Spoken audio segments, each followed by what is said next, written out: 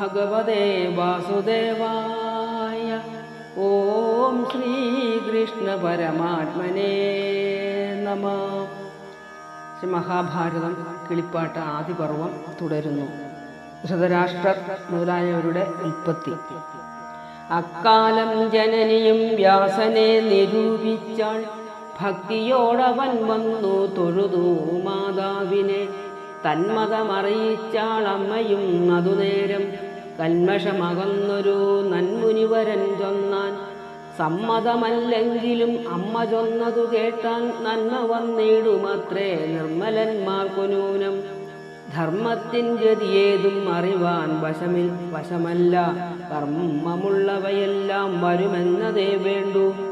മന്മഥലീലകളൻ മനമഴിഞ്ഞിടാം. വെൺമതി മുഹിമാർക്കുമെന്മേനി തൊട്ടുകൂടാ. എങ്കിലും കനിവോടു സന്തതിയുണ്ടാക്കി ഞാൻ സങ്കടം തീർപ്പനെന്നു മാതാവോടുര ചെയ്താൻ. കൃഷ്ണദ്വൈവായനാം മാമുനി വേദവ്യാസൻ വിഷ്ണുതാൻ തന്നെ വന്നു പിറന്ന ദിവ്യമൂർത്തി. സോദരൻ മുമ്പിൽ വേട്ടൊരംബികാഗൃഹം തന്നിൽ ആദരവോടു ചെന്നാനാകാത വേഷത്തോടും വേഷവൈരൂപ്യമൊരു ഗന്ധവും സഖിയാഞ്ഞു. രോഷമാർമണിയാവും അംബികയതു നേരം. കണ്ണുകൾ ചിമ്മിപ്പൂണ്ടാൾ അതു കാരണമായി കണ്ണുകൂടാതെ പിറന്നിടിനാൻ കുമാരനും.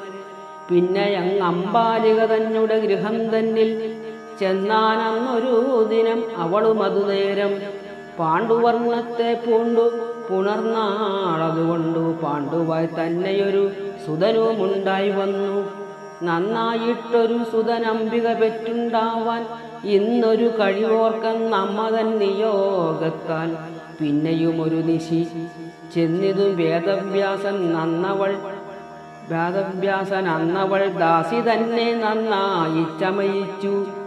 ചെന്നാലുമെന്നയച്ചാൾ അവളും മുനി തന്നെ വന്ദിച്ചു നിന്നു ഭാവമറിഞ്ഞു ഭക്തിയോടെ ചൊവ്വോടെ പരിലാളിച്ചീടിനാളതുമൂലം ദിവ്യനായൊരു സുതൻ അവൾക്കുമുണ്ടായി വന്നു. ശൂദ്രയോനിയിലാണീ മാണ്ഡവ്യ മുനിശാപാൽ ശ്രാദ്ധദേവനും വന്നു പിറന്നു വിദുരരായി. ഇത്തമാകർണ്യ ജനമേജയൻ ചോദ്യം ചെയ്താൻ ഉത്തമനായ വൈശമ്പായന മുനിയോടു. മാണ്ഡവ്യനായ മുനിതിലകൻ കോവേന മാർത്താണ്ഡപുത്രനെ ശപിച്ചിടുവാനെന്തു മൂലം എന്നതു കേട്ടു വൈശമ്പായനൻ അരുൾ ചെയ്താൻ. മന്നവനായ ജനമേജയൻ തന്നോടെല്ലാം